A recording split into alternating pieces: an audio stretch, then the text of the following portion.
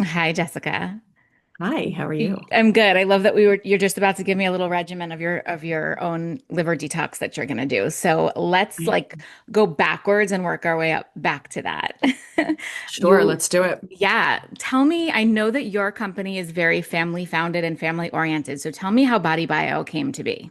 Yeah, so my grandfather started it in the 1990s, really because he was suffering with his own health. He had a diagnosis of chronic fatigue, which actually was just heavy metal poisoning.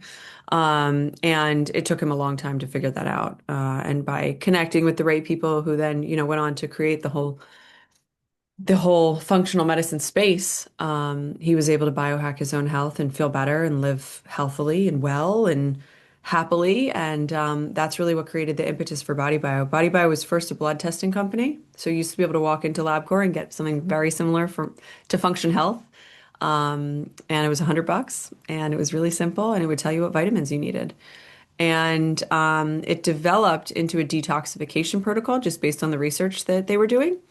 And later, about a couple of years later, he looked at the detox IVs and said, "Oh, this is really cumbersome, expensive, and inaccessible. Let's make it into a supplement version." And that's when he started experimenting on the supplements. He was not calling it biohacking, I assume, No, at that time. like what is that term? That term's probably such a Dave Asprey term. I think that term didn't come around until much later. But no, he was literally like an OG, health optimizer, is what Yeah. I would say. Why did they get rid of that test at LabCorp? I don't actually recall. We still run the test. It's called the wellness report. You Interesting. just have to send all the biomarkers in and then we put it through our software. And then they partnered it with a test that was done through Kennedy Krieger, which is a research lab, peroxisomal research lab at Johns Hopkins University. And that's a research facility, but we do a blood test there that literally looks at how things like oxidized vegetable oils and all the crap that we're exposed to is accumulating on the cell membrane and changing your cellular health. Okay, so we're totally going to get to that. I just want to know. So at what point did your grandfather pass the business over to you, or at what point did you decide you wanted to follow this path? When my husband and I got married in 2016, I was working in art in London. I had worked at a gallery for 8 years, which really satisfied the creative side from my maternal grandfather, which was awesome because he was an artist. And I was pregnant, and my husband was working at PepsiCo and really did not feel very fulfilled. And my grandfather simply really just said to my husband, "Look, I need help. You have the corporate experience. You worked at Fiji Water. You helped build it in the Europe, Middle East, and Africa. Like, I have something here and I don't know what to do with it." And that's when we came over in 2016. And how did you say, how am I going to fit into this? Like, which part, how did you know which part you were going to play? I like shoved myself in there. Hmm. I was actually just sitting around being pregnant and working on our house that we bought. I was renovating that and I would just go and sit with my grandfather very often. So I would just sit with him for hours, asking him questions, listening to his lectures. At one point, I thought, okay, I'm going to go back to school. I want to be a registered dietitian, or I want to be, one of these. And it was with some great advice from a friend of ours who's an executive coach who said to me, "You've got the marketing side. You understand how to take the complex stuff your grandfather's saying and distill it down for all of us to understand. You can hire those people. You can hire those professionals.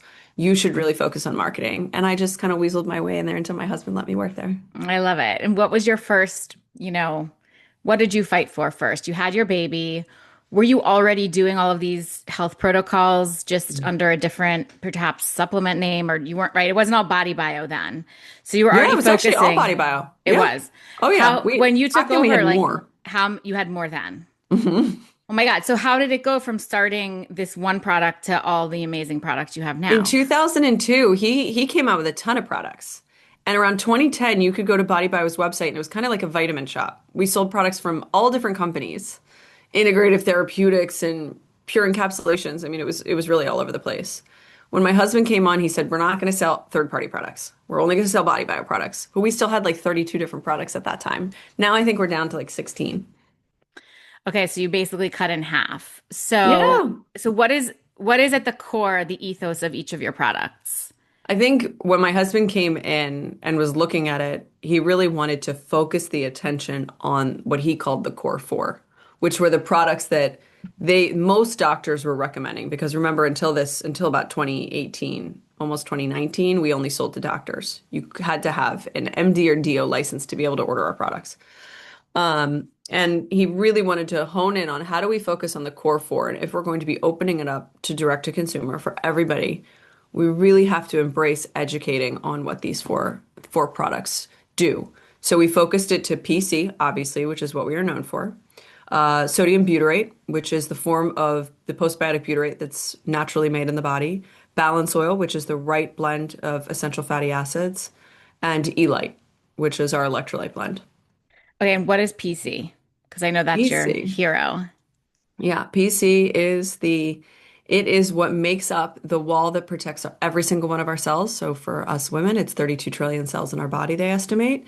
And this is the healthy fat. It's the fat that literally protects and creates this bubble that protects the nucleus, the mitochondria, all the organelles within our cell. When this bubble breaks down, tons of stuff gets into the cell. So you don't want that. You want a very resilient, protective little bubble. And that's what phospholipids do. And it's in the form of oil, yeah? Like hmm a is it an oil? Would you call it an oil? It's like a it's almost like a gel. molasses. I mean, Yes, I was molasses. just taking it before I got on the show. Yeah. It's like a honey. Yeah. Yeah. And how much of it do you feel like you need to take if you're starting this regimen for it to make a difference in your body? I mean, for most people, they can just start with a half a teaspoon to the two soft gels if they want to do the soft gel version, which is the exact same formula as the liquid, just encapsulated in a soft gel. You can start with a low dose if you're experiencing brain fog, if you're having hormonal issues, if you are going through menopause and afterwards, if you are going through a fertility phase, if you have polycystic ovaries. It's hard to say like what's healthy versus what's not these days.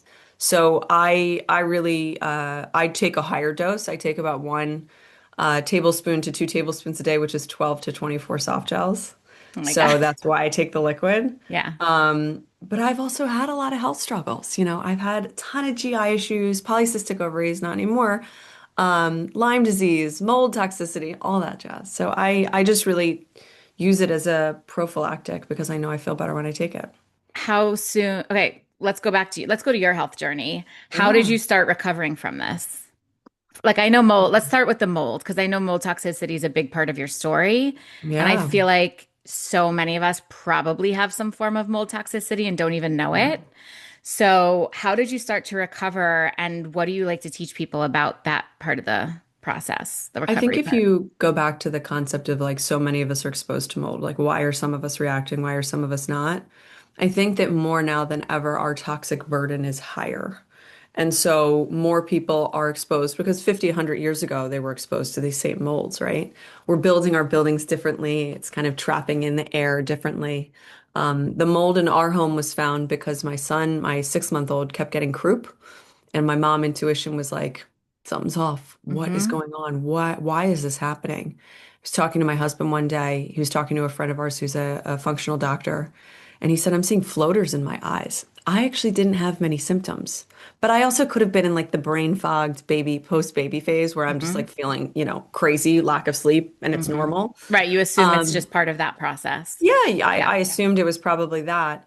Had a company come out and look for the mold, and they found it in our crawl space and in our HVAC. So it was in all the circulated air, and it was pulling up from the crawl into the HVAC. And we had to replace HVAC, ductwork, hermetically seal the crawl. I hired a building biologist, went through the whole thing. But along that journey, we went to one of the doctors that worked really, really closely with my grandparents for about 8 years and said, what do we do? Where do we go now? And we did a series of both IVs and the oral protocol. And I really learned a lot about how the oral in high doses can mimic the exact same effects as the IV. So I won't say that everyone who's battling mold can just do oral. I think some extreme cases people do need IVs. But I do know for myself, I did, 2 tablespoons of PC a day, 2 tablespoons of what's called balance oil, which is our essential fatty acids. The most critical thing I want people to understand about mold is that they can detoxify it when you feed the body the right nutrients. We are Hmm. so deficient in fats, and these are bioactive fats. They are these fats that go into the body and help repair and pull out all these biotoxins that we're exposed to. And so we think of fats, we think of like olive oil and avocado, and it's not the same. Those are not bioactive lipids. Balanced oil, essential fatty acids, and PC really are. So we went down that path, adding in some other supports like glutathione and vitamin C and some gut support. And we're all super healthy and doing really well. The kids only took the two healthy fats and then a little bit of oral glutathione as well. The healthy fats, so the balance oil and Hmm. the glutathione. Can we And break PC. NPC? And so you're not a doctor. We know this. You're not giving medical advice, but is the PC okay for kids? Oh yeah, I give it to my kids every day. And in a small, like a half a teaspoon, My teaspoon. kids probably get a teaspoon a day. I literally just pour it in their mouth, the Yeah, liquid. my kids Um, would not do that. So I'm like, yeah. how can I trick them into like what can I put Oh it in? yeah, there's great ways. I was just at a Eudaimonia conference, and Chef Johanna Hagel, who's an incredible chef in DC, was creating a little smoothie with like cacao, coconut milk. You add in the PC, you add some balance oil. You can even add a little bit of minerals in there, and then the kids are getting this like superfood little smoothie right before school. So, however you can disguise it, whether it's a berry smoothie or a PC pudding that you make, it doesn't matter. It's an essential nutrient that they really need in today's world. By the way, I disguise it for myself too. No offense. There you go. It's Yeah. like it's just like it's you feel like you're eating health and that doesn't always taste the best. Have you ever done a shot of it? Have you done the I've done a shot? shot of Okay. the balancing oil. Okay, so my favorite way to take PC, because for a long time I couldn't take it like that, and I kind of came up with this idea. To be honest, I didn't come up with the idea. Gwyneth Paltrow told me this is how she does it. Sure, when she You put says it, you like, do it. Yeah. yeah, you're like, oh, okay, GP Yeah. does it. We're doing it this way now. You put like 2 ounces of water in a little cup, and then you pour the dose of PC in. You swirl it around, and you take it like a shot. You won't Okay. even taste the PC. Okay, I'm gonna try it. I'm gonna let you know how it goes. I'm a Try weenie it. when it comes to that stuff. Okay, so can we break down what glutathione is too? Because I feel like I've been to however many wellness conferences in the past few months. Literally, there's like 10 glutathione stands there with different forms of it, and they all say it does different things. It seems a little bit like a miracle drug. That's not a drug, but like a miracle supplement. How do you guys use it, and what do you feel it's best for? Glutathione is really an interesting one. I think something that's really important to understand about glutathione is that GSH, glutathione, is not well absorbed in the body. So the form that you take either has to be liposomal or it can be like orally, not orally, but like actually put on your body. There's one brand called Oral Wellness. I will warn you, it stinks like rotten eggs, right? Like Mm. you smell like rotten eggs. That's the Yeah, form I use for my kids. yeah. Um, but apparently it's actually really great for skin and for wrinkles. I attempted to put it on my face once, but my husband was like, "That's not happening. That stinks. Like Yeah, it's yeah, worse than self-tanner." yeah. But it does work for wrinkles. So when you see companies like Symbiotica now in Target like marketing it towards skin health, it's because it's this master antioxidant that we are not, our biological, our biochemical processes in the body have been like backed up because of the world that we live and the food that we're feeding ourselves and all of these things. And we need extra glutathione to process and detox things properly. So I really like it for detoxification purposes, for heavy metal detoxification, things like that. I think the added benefit of it is obviously glowing skin. It helps with things like that, which is great. So yes, it does seem a little bit like a miracle, but it's really just optimizing a function in our body that we're not necessarily making enough of.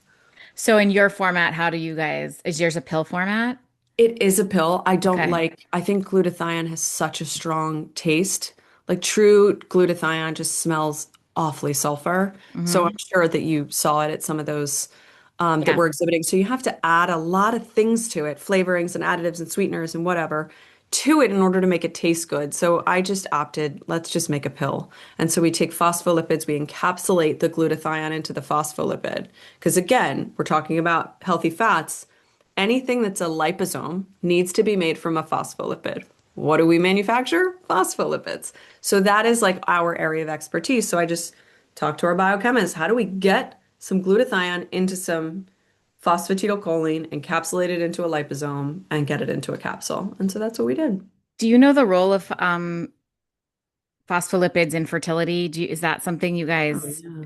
because I'm just thinking, I first learned about phospholipid, I work in women's wellness, but other than this, I do primarily fertility and infertility work. Nice. So, um, I first learned about phospholipids when I was taking antiphospholipid testing to see if that was part of my fertility journey. Ah, interesting. So I would, and I did not test positive for it. However, we did end up using a version of of an autoimmune protocol, and I got Wow. pregnant. It's not clear that that was the one thing because we had done 8 rounds, like who knows? But I'm just curious what your knowledge is because I'd love to deep dive a little bit on that part of it. And by the way, you have an amazing PR team, and they're like, here's all the things she could talk about. None of what we've talked about was on that list, but these are my questions from I listening to love all of it. your It should expertise. free flow. Yeah.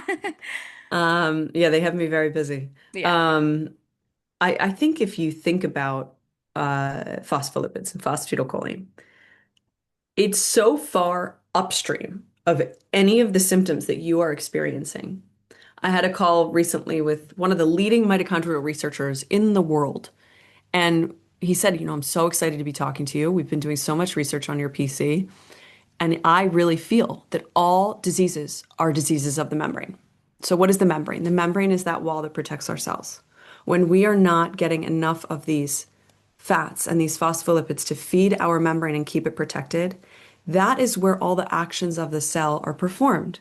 So, neurotransmission between cells, every biological process in the body comes from that membrane. So, when I say it's so far upstream, it's like you can't relate it like one to fertility outcomes, but every symptom that is not working in the way that it should is because there's a membrane issue fundamentally wrong.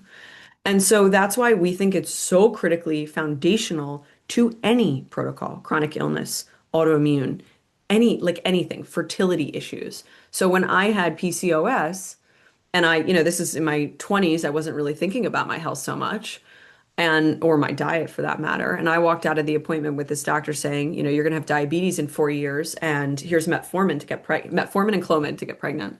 I called my grandfather and he laughed and he was like, "You're fine. I'll send you a diet. This is what you're going to do. These are what you're going to take, and this is how you're going to optimize your metabolic health." Cellular membrane issues literally are above metabolic dysfunction. We need to repair our membrane before we even start repairing our diet and then start adding in all the other supports. And so for me, when it relates to fertility, I'm like, there is nothing more important than getting these healthy fats in because they're so critical for hormone balance, hormone regulation, for for detoxification of all the stuff that's clogging up our bodies that is causing so many of these issues in the first place. So it's one in one. I think it's just critically important for everybody. But I feel so passionate about the fertility stuff because before I had my first kid, this is what I was told. I mean, I remember sitting with my best friend in London just bawling my eyes out, thinking like my body doesn't work right. And I think that people can get their body working right. And you might need the right supports to help it, but it's a bizarre time that we're living in with how many fertility issues we're having, isn't it? It certainly is. What foods, obviously we want everybody to buy your supplements, but if they Yeah. want to start working on their intake, I mean, we know whole foods, of course, but Oh what are yeah. these foods? Because I do think, like you said, avocados and olive oil, right? Salmon. Oh, these are the foods we think of that have these lipids Fat. that we need, right? The good Hmm. fats. What are some other ones? And are we right that those are some of them? You are. Avocado's not really. But olive oil is an omega-9. It's not an essential fatty acid, but it's important. It's not going to change the trajectory of your health. So using it on your salad is not harmful, but I wouldn't just go taking shots of it every day. Um, I think the most for me, like a superfood, and it's funny because at one point in my life I couldn't eat them, are eggs, egg yolks. Mm, mm. Egg yolks have unbelievable levels of phosphatidylcholine, the highest level. And so just starting with getting some egg yolks in, don't like scramble them to the point where they're completely dry. I eat raw egg yolks. My grandfather ate raw egg yolks until he was 96 years old. Um, Just like out of the shell. Like, how do you eat the egg can, or you yolk? can disguise it and put it in your smoothie. Chef Okay. Johanna, who I was with, Hmm. makes this incredible salad dressing with balance oil. So she takes our balance oil, which is healthy seed oils essentially. And then she adds in 2 egg yolks and, some mustard, some herbs. And once you have ground the whole thing up and mixed it together, you can't even taste it whatsoever. That's like a Caesar dressing that comes with egg yolk. Yeah. It's like there I can stomach it, but it's hard to think about. It is. So, if you add it to your smoothie, you add it to your protein shake, whatever it is that you're drinking, that can be whey. Or you could just soft boil some eggs, make Mm-hmm. egg yolks that way. Mm-hmm. Meats, soy is actually really high in phospholipids, clean soy, so organic soy. Fish, caviar, fish roe, things like that are also high in phospholipids. Mm. It's funny. So I get such a bad rap, I feel like. I don't think, my husband and I joke, like, I don't make the joke. My husband makes this joke, like, if I eat too much soy, am I going to grow breasts? Because for a minute there was that study Oh, that that came out, estrogenic right? combo. And exactly. And so I Yeah. think in a lot of ways, people are scared, men especially, are scared to go that soy route. But I think it is so healthy. Yeah, it's one of those things that I think it had a really bad PR problem. Yeah. I don't eat a ton of soy. I do find like sometimes I'll crave it. Our PC is derived from soy, but it's so far isolated that it no longer has those properties of being allergenic or estrogenic, Mm. because you're literally isolating the phospholipids out of the soy lecithin. But Mm. yeah, I agree. I think you definitely want to look for clean. Yeah. You mentioned briefly some seed oil. Can we talk about the conspiracy against seed oils, which might be legitimate, and Yeah. give me the breakdown. Like, what are the bad oils? Why are they bad? And how do we remedy? I don't know that it's necessarily that there are bad oils. It's bad if they're treated poorly. That's the problem. Seed oils are oxidized, and when oxidized oils go into your body, it causes cellular inflammation, which causes a whole host of downstream issues. And so, if you want to avoid cellular inflammation, you feed your body healthy fats and healthy essential fatty acids, but it doesn't mean avoid all vegetable oils. You just have to eat the right ones. So, one of the ways that I love getting essential fatty acids in is seeds, pumpkin seeds, sunflower seeds, safflowers, any type of seed, flax seeds. So, get those in that way. But we make a product called balance oil, which is flaxseed and safflower oil, and it's cold pressed, it's hexane free, it's carefully treated, it's organic. And in that, you know that you're getting the right blend of the essential fatty acids that our cells need. It's kind of the opposite of a seed oil. Seed oil is like an oxidized, heated version of that is just rancid. And this is like pure, unadulterated. And what's the best one to cook with if you're going to heat an oil? I use tallow or butter. Tallow or So butter? saturated fats, I don't like to use polyunsaturated fats like olive oil or balance oil to cook. I think you can use them cold, use them in your salad dressings, things like that. But heating them is just never a good idea because they are so delicate. And once they oxidize, they're rancid, and then it's going to go in and cause inflammation in the body. That's so fascinating. I think everybody thinks they're supposed to use olive oil. Yeah, right. Maybe And coconut oil. yeah, and like I don't personally like the taste of coconut oil, but I mean for cooking, I use a cast iron pan. I'll season it with tallow. I don't have to use that much to actually cook things. Hmm. But I often think of like how much I loved like growing up my mom's ratatouille, and there are probably people who would argue Mediterranean diet, these people are very healthy, they don't have a lot of issues. I'm sure heating olive oil a little bit is okay. I don't do it often. Okay. So on to the topic we were supposed to talk about, which I do think we can touch on still. The way it was presented was, can you supplement your way to better boundaries? The fascinating link between cell membranes and emotional resilience, Oh. which I think is also super important, especially for my infertility community, because we're always talking about emotional resilience. How I hear this so often. We've got this Facebook group with like 14,000 people in it. And so often people come in and they're saying, I'm avoiding this. I'm not eating this. This is my diet. This is my supplement routine. This is my workout routine. And I'm thinking in my head, like, how's your central nervous system? Mm. How's your emotional resilience? Are you happy? Or do you feel controlled? Like that stress is such a big part of the equation. Yeah. And I have a dear friend who just like doesn't stop. And she's on her fertility journey and she can't figure out why she's not getting pregnant. And I'm like, you need to slow down. Hmm. Slow down, give your body the right nutrients that it needs, and with the right supports that you're going through on your fertility journey. I think that so often we're just like go, go, go in today's world, and it's a huge hindrance to fertility. Sure. So how do we what's the link between cell membranes and emotional resilience? I mean, I think that when our cells are healthier, all the processes in our body are working better.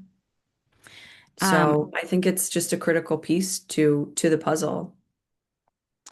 And I was gonna just close out with, if you have one, like one piece of amazing advice or phrase or something that your grandfather, it doesn't have to be your grandfather, but just knowing how closely you worked with him, like one phrase or piece of advice that he used to give you that you still carry with you?